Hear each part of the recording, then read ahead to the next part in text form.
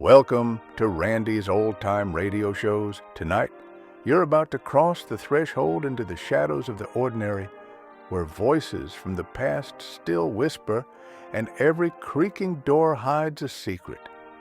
This is the CBS Radio Mystery Theater, where suspense never sleeps, the unexpected waits in the dark, and mystery is only ever a heartbeat away. Tonight's episode is Intruder, from February 27th, 1980. CBS Radio Mystery Theater presents...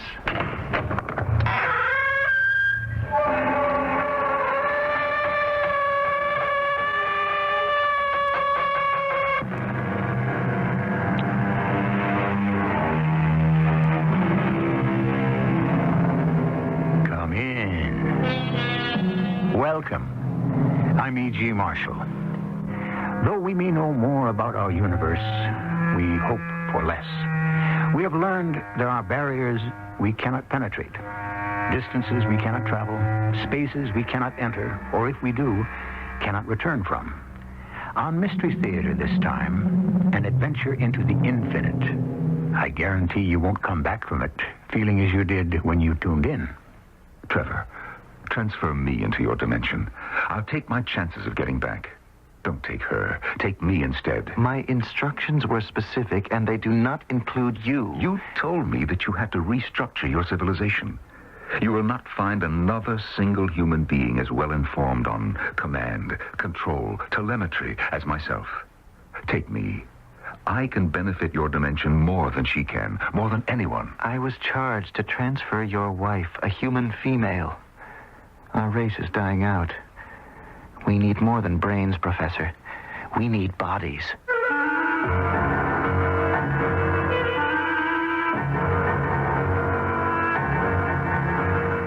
Our drama, The Intruder, inspired by a Jules Verne story, was written especially for the Mystery Theater by James Agate Jr. and stars Norman Rose and Grace Matthews.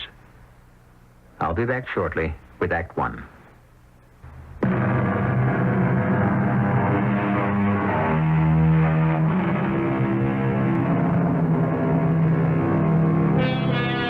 Lest any of you think we're about to penetrate a brainstorm of scientists, add a dollop of science fiction and science fact, explore the land of equations run by cosmologists, you're right. We are. First, though, let's go a little east of Denver on a spring day where a sweet-faced woman is tending her garden. If you were to ask her some scientific question, she might say she didn't know which end of a telescope to look into. Don't be fooled by that. She knows. Mrs. Melville? Excuse me, could you tell me where I would find the house of Mrs. Philip Melville? I'm Mrs. Melville. Oh, well, I'm Jack Slater of the Cornwall News. Oh, yes. I'm a reporter and a feature writer with the news. Now, I wonder if I could ask you a few questions. Are you sure you want to speak to me and not my husband? He's the one who's up for the Nobel Prize. Well, the first thing my editor told me to ask you was, would Philip Melville be up for that prize if it were not for you, Mrs. Melville? Oh, what a nonsensical question. And you can tell your editor I said so. When my husband started as a space systems engineer, there was no such thing as materials technology. The entire concept, from remote sensing to welding and bonding techniques, grew up with him. You certainly seem to know about space. Oh, not really. You pick up a little here and a little there. Now, if what your editor wants is one of those sentimental, the little woman behind the man features, you're wasting your time. My husband does his job. I do mine. But what about your book, Mrs. Melville? Oh, that. You want to talk about that? You have written one of the most lucid and admired books of essays in the country. Another story about you isn't going to hurt sales now, is it? Oh, it's very nice of you to wish to interview me, but honestly, if I don't sell one more book, I'll still be quite pleased. Mother! Mother! Oh, that's Robbie, my son. You must excuse me. Oh, you do understand, don't you? It's his first day home from college. Yes, sure, of course. One more question. Oh, now ask it quickly. Mrs. Melville, you had a normal college education. You married Philip Melville, a young scientist. It's now 20 years later, and yet your book speaks with a voice that is as authoritative and comforting as any of the great religious and philosophical leaders. Now, can you explain that? Certainly. Perhaps in 20 years, some of my husband's genius rubbed off on me. Mother, how about some Oh, coming, Robbie.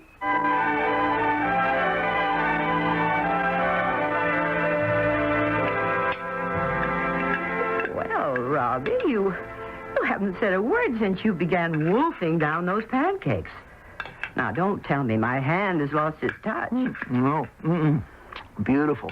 Light, airy, yummy. Yummy. Where'd you pick up that word? Oh, everybody uses it at college. Yummy? Huh. Well, how does it feel to be home? Oh, fine, great. Humongous. Humongous. Yeah, it means super marvelous, what it sounds like. Robbie, it sounds like kindergarten, not second year at State U. Well, have you called Jane? No. Not yet? That's right. I haven't gotten around to it yet. Where's Dad? Robbie, when you go out into the world, you'll find there are no vacations between semesters. Have you ever seen your father home in the daytime, even Sundays? Good thing, too. I'd never get my work done. No, you wouldn't. Robbie, you don't fool me. You don't know what I'm talking about, do you? Well, of course I do. Everybody does. Well, that's better. For a moment there, I thought State U never read book reviews. You haven't said anything about it since you got home. Well, I didn't really know what to say. Aren't you even going to congratulate me? It's a bestseller, believe it or not. Sure, Mother. Sure. Well, I don't expect you to have read it. It took your father a whole month to get around to it, and that was only because they kidded him up at the Space Center, so he had to. And even he liked it. He's, coming home for supper, isn't he? Supper? Robbie, we haven't had supper in this household ever. What's the matter with your memory? A giant-sized dinner is more like it. I just wanted to know how much time I've got to have you all to myself. Oh, Robbie, isn't that sweet? Yeah, I believe you mean it. Another cup of Java? Java? Oh, yeah, sure. I must say, this second year at State U has done strange things to your reflexes. At Christmas, I didn't even have to offer you a second cup of coffee, or a third. Now you hesitate. Did I? Coffee, sure, yeah. Sure. Pour away, Mother. Pour away my hat. It's on the sideboard. Go help yourself. How's the food this semester? Is it better or just the same? Well, pretty much the same, I guess. What are you standing there for like a lost soul? Look, take the filter paper with the coffee grounds out of the coffee maker and pour yourself a cup. You act like you've never done it before. I was just, thinking of something else. Oh, Robbie, look what you've done. You dropped it. You broke it. How can you be so clumsy? Oh, I'm sorry, Mother. I burned my hand. Who lifts up a boiling hot glass coffee maker from the bottom with two bare hands? You act as though you've never handled one before. Oh, never mind. I'll clean up the mess. Oh, darling, let me see your hands. Don't they hurt? Just for an instant, but not now. Oh, they're not even pale pink.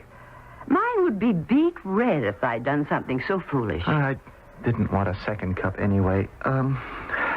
Will you excuse me, Mother? I'd like to go up to my room. Of course, I understand. I'm sorry I yelled at you. It was an instinctive reaction. Yeah, sure. Well, I'll see you later, Mother. Careful of those stairs. We haven't fixed the one down from the landing yet. You bet.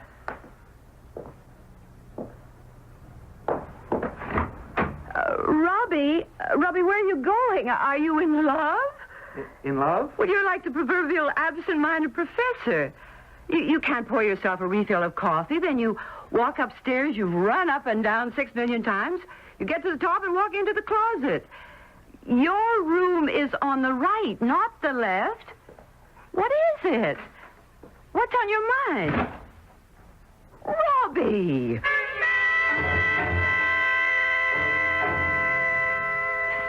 Philip, have you noticed how strangely Robbie's been behaving? No, not really. But then I only saw him late last night when he came home, and he was still in bed when I left the house this morning.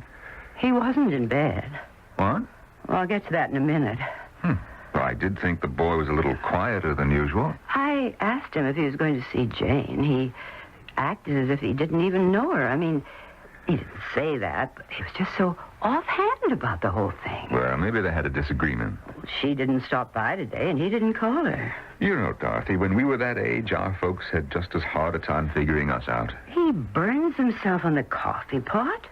He forgets which is the door to his room and walks into the upstairs closet. Maybe it's the effect of higher education. He's got a little box no bigger than a pocket calculator with a glass eye on it. What? He says it's a radio. I went up to make his bed. It hadn't been slept in all night. Dorothy, this glass eye on his pocket radio, how big was it? The glass eye, about an inch.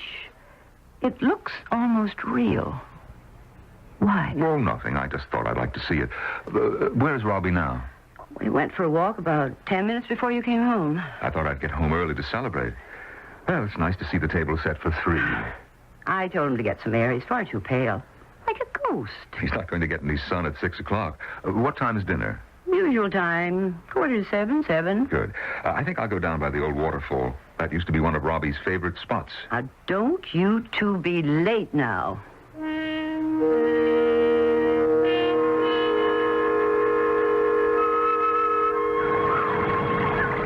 Hi, Robbie. How's the old waterfall look to you? Oh, hi, Dad. Pretty good. Same as always, huh? Yeah, hasn't changed. How would you know? What? I said, how would you know the waterfall looked the same? I don't understand you, Dad. Do you mind showing me what you just put into your pocket? Have you been watching me? That's right. I was behind that tree. I saw you pressing what appeared to be a miniature communicator against your chest. Now, I'd like to see it. When you were my age, weren't there some things you didn't want your father to know? What is it you want from me, Dad? Well, shall we try for the truth? Well, why would I lie to you? I'll show you something. I turn my lapel inside out. Now, you see this disc? Oh, yes. What color is it? Red. All of us at the center wear these discs. Their normal color is light blue. This one has just turned red because it is sensitive to light waves. Now, I suggest that the small box you are carrying, which you do not wish me to see, is a transponder, and that you are in communication with something or somebody at a distance. It may be a satellite, who knows? I wouldn't even hazard a guess. Believe me, I'm just standing here enjoying the old waterfall. Honest, Dad. I am not your father. What do you mean? I am not your father, and you, young man, are not my son. Now, you may look like my son, Robert, talk like him, but you are not him. Now, I do not wish my wife to be in any way alarmed or suspect anything is wrong. She thinks that you are her son, and if she thought otherwise, there is no telling how she would react. You will come home with me now, and we will all have dinner, and tonight, when Dorothy has gone to bed and is asleep, you and I will discuss a few matters. Such as? Such as what you have done with my real son, Robert. Is that a simple request, Professor Melville, or an order? Perhaps this will persuade you. Mr. Melville, put that revolver back in your pocket. You can't kill me. A bullet has no effect on this body whatsoever. You cannot threaten me with death. I do not die. I'll return with you to your house, and as you say, later tonight, we shall have a little talk. 250 years ago, one man laid the foundations for all physical science. The gravitational force holding the moon in orbit, optics, white light, all came of age under Sir Isaac Newton. In his 20s, he said, "I was in the prime of my age for invention." I suspect that age has returned today, and what we have imagined was fiction may indeed be fact. I shall return shortly with Act 2.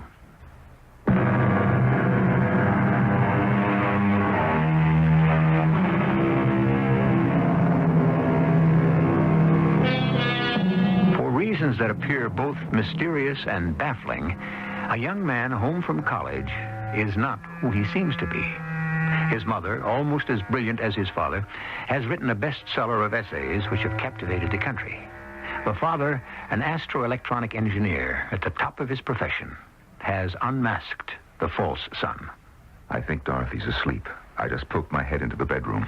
Interesting to me, Mr. Melville, that your species needs to spend so much time daily in renewing yourselves by sleeping. Who are you? Have I the appearance of your son, Robert? Uncannily so. Sound like him? Enough to deceive his own mother. But not you. You were not well briefed enough on my son's habits, likes, and dislikes. Now tell me, what have you done with Robbie, my son? He is safe, unharmed. Imprisoned.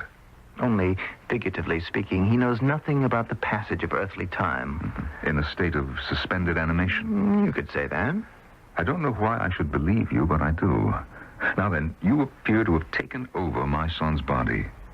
Or else have you manufactured or cloned yourself a duplicate?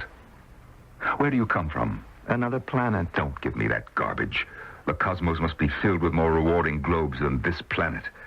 I've spent too much of my life with the realities of space travel to believe spinning discs or saucers or people with pointed heads have any interest whatsoever in this misbegotten freak of nature. Shall I say, then, that I come from another way of life? Uh-huh. That's more like it. Now, may I see your transponder? You may. Here. Mm-hmm. The catalytic eye.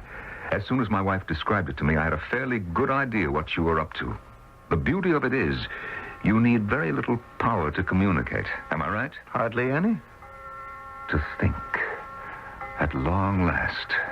You talk as though you expected one day to meet one of us. Expected? No. Hoped, yes. And if we're not from another planet, where are we from? Right here. This very room. This city, country, everywhere that we are, you are. You and other manifestations are able on occasion to slide through a window between your existence and ours. We and you are concentric worlds, existing simultaneously in different vibrations, neither being able to see the other. Unless we go through that window. Or unless we of this world fall through the window, which is what some of us surmise explains the mysterious disappearances of ships and airplanes over the Bermuda Triangle. Your science has advanced considerably. No, not science, but the capacity of the human brain to perceive possibilities, a kind of applied imagination. I told you what I believe. Now tell me who you are and what you wish here. In the other dimension, my dimension, there is a counterpart of each of your species.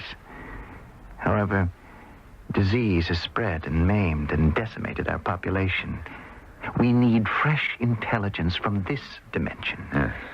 You haven't told me who you are yet. My name is Trevor, which is Robert spelled backwards. The B's and V's interchangeable as they were in ancient Rome. So, Trevor, you are the counterpart of my son Robert, huh?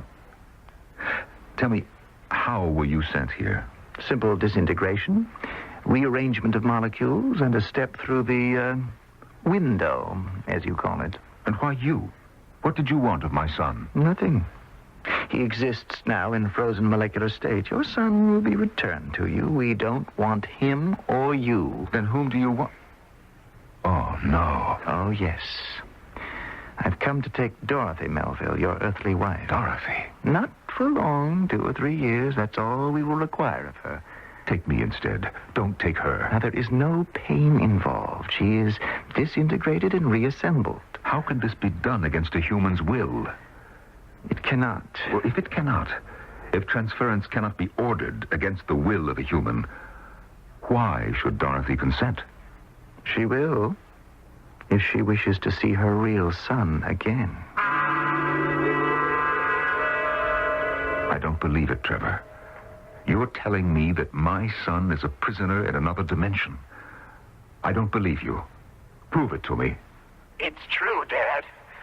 I'm not frightened of being here, but I want to return. Can you Hear me clearly, son. Yes, Dad. I can even see you. Tell me what happened. Well, the college exams were over. We had a party. I went back to my room and I was experimenting with something. I got high, I guess you could call it, and I looked into a full-length mirror. I looked at myself, but it wasn't me. It was Trevor. And then he walked right through the mirror from the other side. I think I understand. He was you, but reversed. I said to Robbie, would you like to take a trip to another dimension? And he said, like it? I've wanted that all my life. Whatever made you say that, son? And he whisked me through somehow. I can't explain it. You don't feel anything, but all of a sudden, there are shadows all around. I can tune them in by thinking about them just like I tuned you in, Dad. The shadows I see now are the world I came from. Well, you have done some thoughtless and stupid things before, but, Robbie, this beats all. Dad! Now, please, keep quiet. Trevor, why don't you take me instead? I'll risk my chances of getting back to Earth. I mean, back to this dimension. My instructions were specific, and they do not include you. You told me you had to restructure your civilization. You will not find another single human being as well informed on command, control, telemetry. There are theories I haven't even put into practice yet. Take me. I can benefit your civilization more than anyone. I was charged to transfer Dorothy, a human female. Our race is dying out. We need more than brains. We need bodies. I see. How much time before you have to tell Mrs. Melville that you are not her son? Well, I can wait until tomorrow morning, but no later.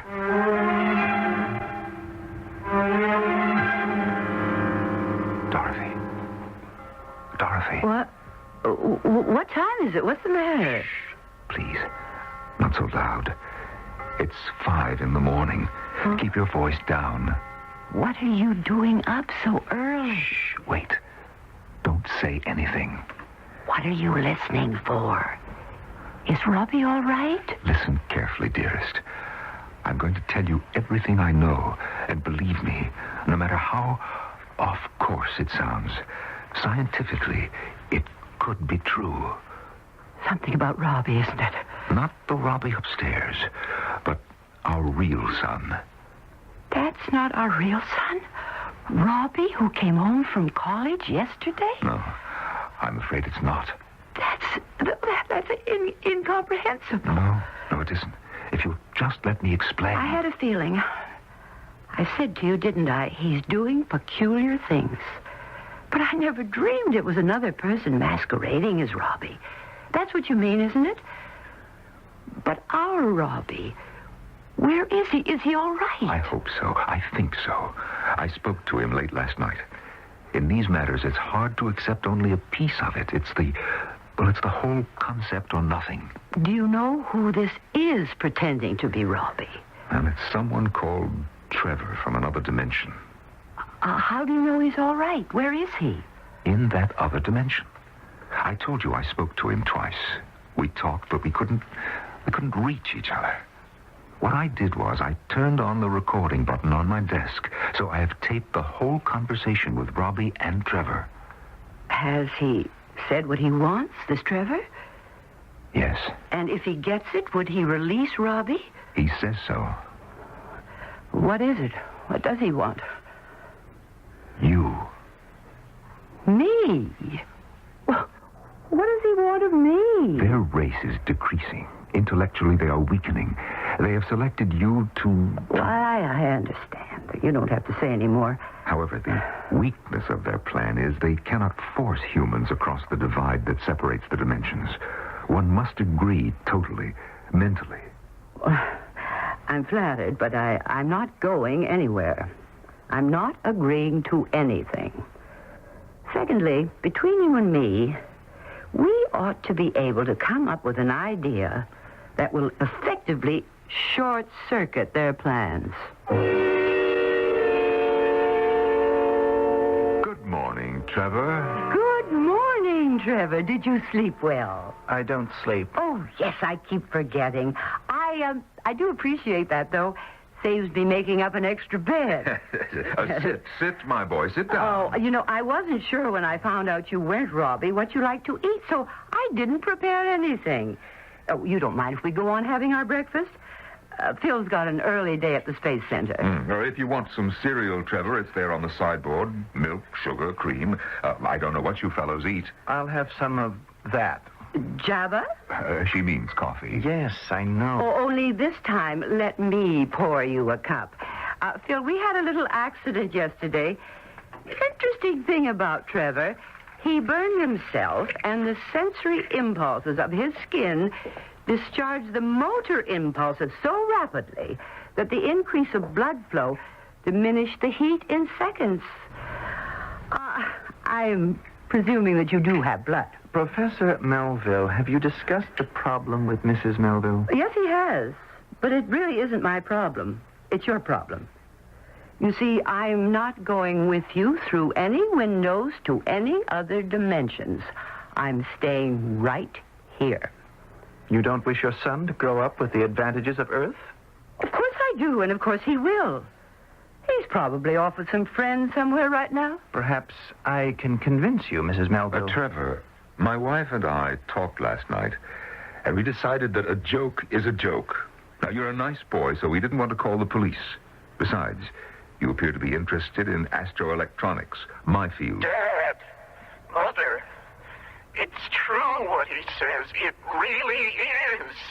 So if you would like, Trevor, I'll take you down this morning and show you around the Space Center. Mother, can you hear me? Mother, it's me, Robbie. Philip, that's so sweet of you. I'm sure Trevor will be thrilled. He looks so much like Robbie, I won't have any trouble getting him in. Dad, for Pete's sake, will you listen to me? After all, if World Space Center would permit a security breach for my real son, Robbie... Mother, Dad, somebody please listen to me. Then what difference does it make if I take Trevor around? Right, Trevor? Now, would you like that? Don't you hear your son calling to you? No. Where is he? Did you hear him come back? He's right here. He's in the same room with you. Oh, come now, Trevor. That isn't very nice. Here we are treating you as our own son, and you're making jokes at our expense. You hear nothing? I tell you, your son is right here in this room, this very moment. Philip, I must go. The publisher wants to talk to me about my next book, and I've hours of housework to do before he takes me to lunch. Oh, Trevor, are you staying with us another day? Of course he is. As soon as you've had your coffee, my boy, we'll drive down to the lab.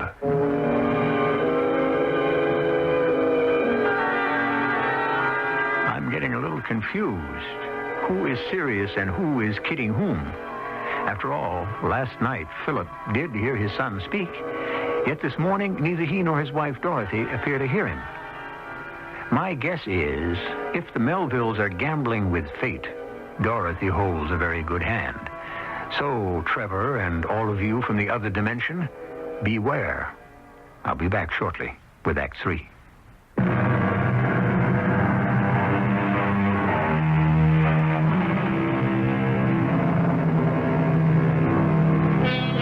Probably the single most important reason why man has survived flood, famine, plagues, and war is his ability to adapt and outwit nature. Man has always been one step ahead of destruction. Now, a duplicate creature from another dimension, masquerading as a human, arrives to threaten a space scientist and his equally brilliant wife. The stakes are the life of their son and, perhaps tomorrow, the lives of many of us. Trevor!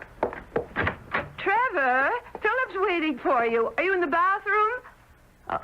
What's this note? Where is he? I don't want to be late. We're running a test on the new Cosmotron. He's not here, Philip. He left this note. Let me see. Professor and Mrs. Melville, you two seem to think this is all very amusing. I shall have one final talk with the professor, and if unsatisfactory, the mortal extinction of your son is on your head. Does he mean that? He didn't like us pretending not hearing Robbie. What can Trevor do? That's one of two questions I cannot answer. The other is, where is Trevor? Oh, you take it, Dorothy. I've got to get down to the center. Wait a minute. What am I going to do here alone? Suppose Trevor comes back. Am I safe here? Now, Philip, don't go yet. Hello? Dorothy, is that you? Yes, who's this? It's Bill Lawrence. Is Phil still there? Yes, he's just leaving. Who is that? Oh, well, let me speak to him, would you please? Bill Lawrence. Yeah. Hello, Bill. Yes, I'm just going out of the door. You know, Phil, your son Robert is here. He came to the gate and asked to be let in. Guard didn't know him, and I put him on the video screen. I recognized Robert and let him through, directing him to the changing room, and now we can't find him. Bill, how did he look to you? Was he extremely pale? Yeah, white as a ghost. He looks ill. Bill, find him. He's got to be somewhere. I'll be there as soon as I can.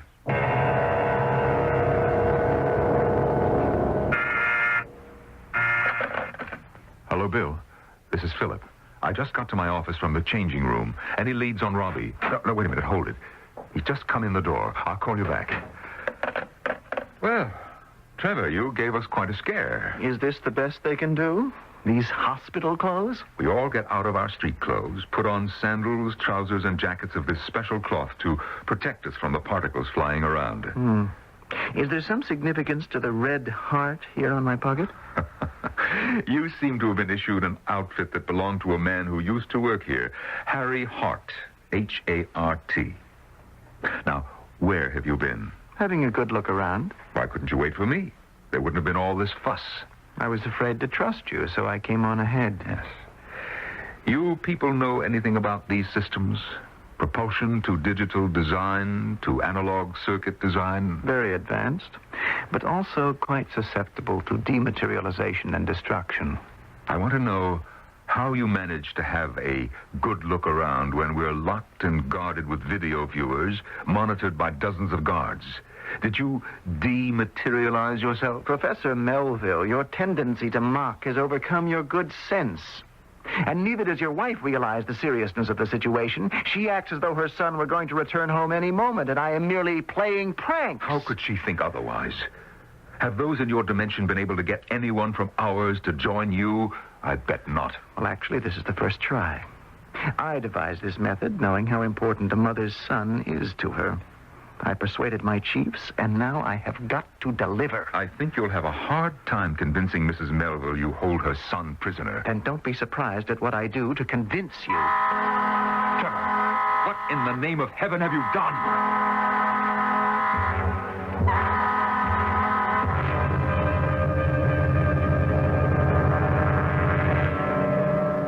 I want to thank you all for the courageous and efficient way you responded to the emergency bell. All locking systems went as scheduled. All subterranean chambers closed automatically. The Betatron and the Synchrotron check out, and the Cosmotron, on which we've been running some MEV tests today, is in working order. Now, we don't quite know what set off the alarm, but that's being checked into. Phil, he's not your son, but I would have sworn Take my word for it. Now, has he been located? Disappeared again. Can't see him on a single screen. This fellow could be Robbie's twin, I mean it. What do you know about him? Oh, it's a long story, Bill. Oh, I almost forgot. Can you tell me what this is? Found this thing in his locker. Well, when the alarm went off, the guard sealed all the lockers and brought me this. Hey, you ever seen it before? It's a transponder, and my guess is he's going to be lost without it. He can't give or get any instructions without it. So, this kid is a spy. Not exactly. Are you sure he could not have gotten out of the plant? Well, I don't see how with 100% security. Is this phone open? Oh, yeah, sure. Go ahead. You're calling home?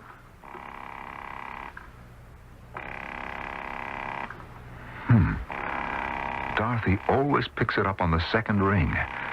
Something's wrong, Bill. I've got to go home.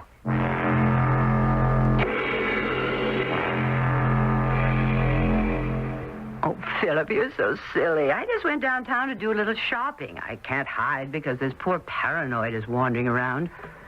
He hasn't shown up here. You don't think that what I told you early this morning has any basis in fact? How could I, darling? Did you or did you not hear a faraway voice of Robbie's when we were having breakfast? I dismissed the idea right away. Okay. Now, look, promise me one thing. I have to get back to the center. You will not leave the house again today. I'll be home at 5.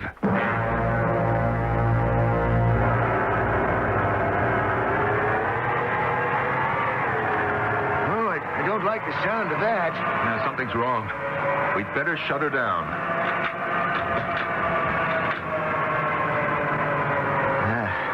It'll be midnight before we can really take her apart. Now, let's hit the video.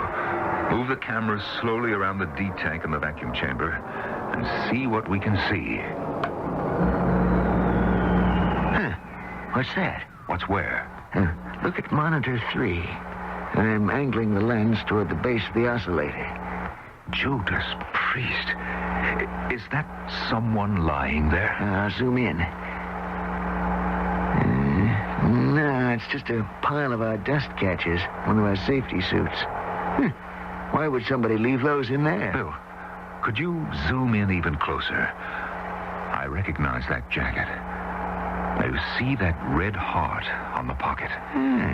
Didn't that belong to, what's his name, Harry Hart? Phil, you don't think... I'll tell you exactly what I think.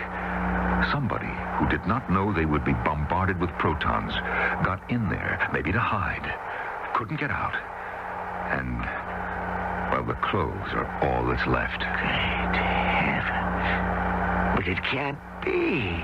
No human being could simply disintegrate, leaving only clothing behind. That's just the point, Bill. Look, I don't know how to say this to you, but I've reason to believe that young man who looked like my son Robbie was not mortal. But I saw him with my own eyes. I talked to him. Yes. Well, what does that prove?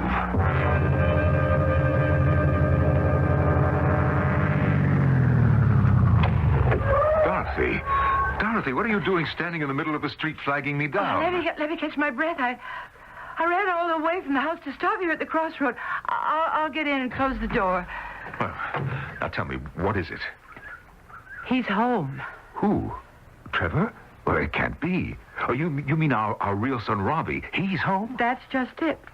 I don't know which he is. Well, I can tell you this, darling. I'm certain it was Trevor who was at the plant today. You know, it may be these other dimensional beings occupy the same space as we do, but they know very little about how we live. He got himself lost in the Cosmotron. It was turned on to warm up for our demonstration, and then neither Bill Lawrence or I could find hide nor hair of him. He was in the Cosmotron? You dematerialized him? Well, it could be, but I think there's more to it. Maybe we mortals are stronger than those creatures from the other dimension. Maybe when you simply refuse to go over to them, he had to quit. And then this morning, when we pretended not even to hear Robbie's voice calling to us, maybe he realized his attempt to get you had failed. Philip, I just don't know. I'm not sure it's our real son who showed up an hour ago. I'll bet you that it is. Robbie had to be released when their plan failed.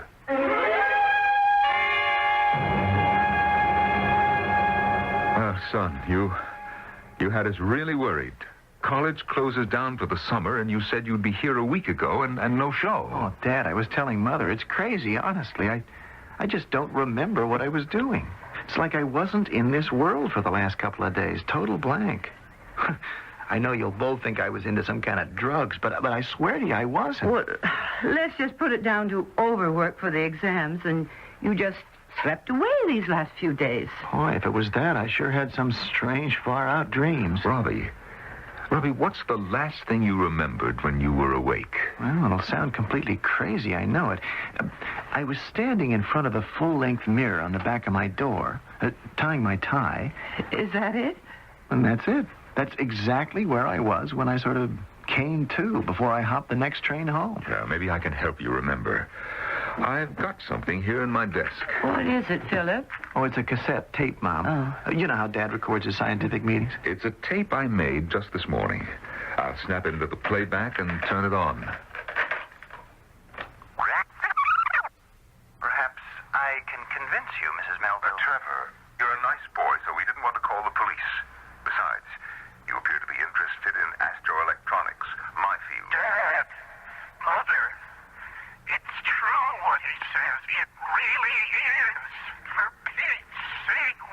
Stop it.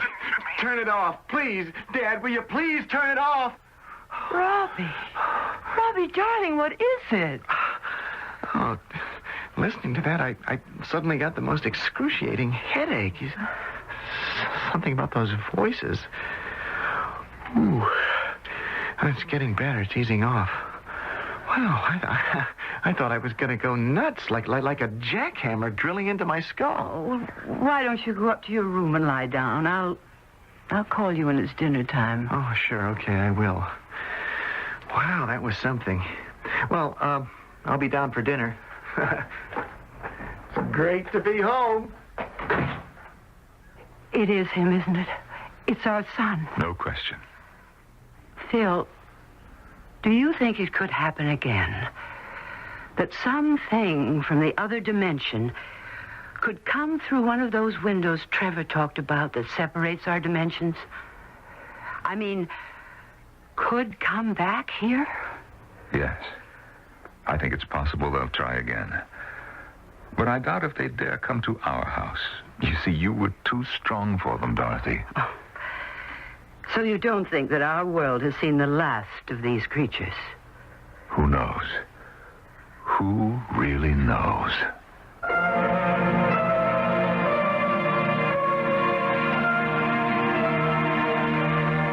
What are we weighing here?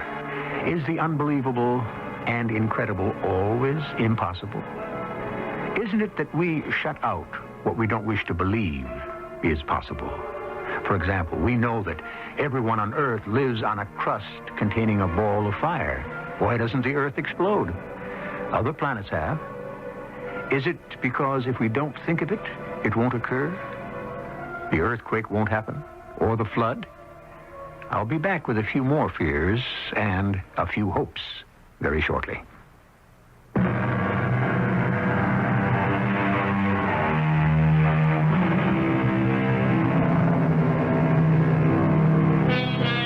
One last thought, then I'll leave you in peace. Is it not family, love of land, custom, centuries of habit that bind us together? Or are we not in this atomic age as free and independent as a single atom? And if the age-old traditional forces that have held humankind together are today weakening, how long can we hold out against unknown forces, other beings, or other dimensions? Our cast included Grace Matthews, Norman Rose, and Russell Horton. The entire production was under the direction of Hyman Brown. This is E.G. Marshall inviting you to return to our Mystery Theater for another adventure in the macabre. Until next time, pleasant dreams.